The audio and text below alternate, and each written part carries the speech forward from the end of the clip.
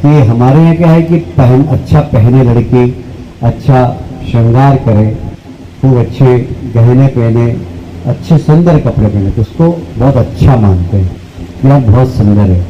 पर विदेश में जो कम कपड़े पहनती है ना, उसको अच्छा मानते हैं, उनकी सोच है। तो ऐसा कहते हैं कि भाई कम कपड़े पहनने वाली लड़की जिस प्रकार सुंदर होती, उसी प्रकार कम भाषण देने वाला नेता भी बहुत बढ़िया होता है। ऐसी ये कहावत है विदेश में। अपने मैं इसका पालन नहीं करता हूँ, मैं तो इसको नहीं मानता हूँ। मैं तो ये मानता हूँ कि हमारे यहाँ महिला देवी का स्वरूप है, खूब अच्छे कपड़े पहने। मेरे को तो कम कपड़े वाली अच्छी नहीं लगती है। हाँ, मेरे से कई बार सेल्फी खिंचाने आती है बच्चियाँ, तो मैं कहता बेटा अच्छे कपड़े पहन के आना, बेचारा मेरे साथ। না দেখুন, বাংলার কৃষ্টি এবং সংস্কৃতি, বাংলার ঐতিহ্য এটাই বলে আমরা আমাদের মহিলাদের সম্মান করি।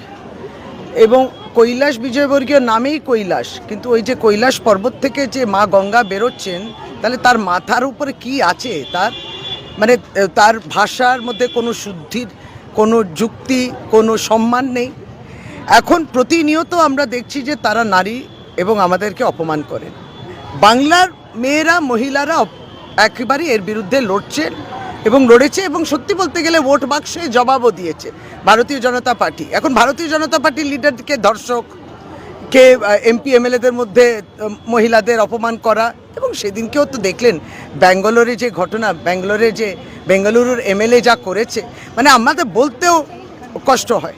এবং সেই জায়গা থেকে দেখা যাচ্ছে যে একটি রাজনৈতিক দল তো তাদের কর্মকর্তারা, নেতারা যদি এই বক্তব্য, উক্তি কিংবা এই সমস্ত নারীদের হেনস্থা করা, তাদেরকে ধর্ষণ যদি করে, তার বিরুদ্ধে একটি রাজনৈতিক দল তো পদক্ষেপ নেবে, সেটাই মিসিং।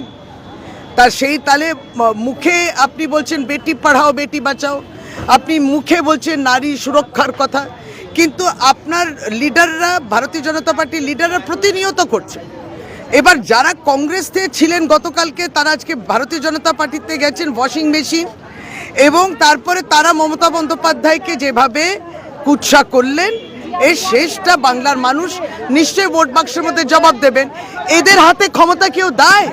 এদের হাতে ক্ষমতা দিলে বাংলার নারীদের আর কি অস্মিতা থাকবে, কি ইজ্জত থাকবে, কি সম্মান থাকবে? তো তার বিরুদ্ধে পশ্চিমবঙ্গ তৃণমূল মহিলা কংগ্রেসের সৈনিকরা আজকে রাস্তায় নামলো। তারা বিভিন্ন প্রান্ত থেকে এসছেন, তাদের পিছনে আরো অনেক অসংখ্য মহিলারা, যারা মমতা বন্দ্যোপাধ্যায়ের বিরুদ্ধে এই যে অপমান কুৎসা করেছেন, তার বিরুদ্ধে তারা প্রতিবাদ জানায়।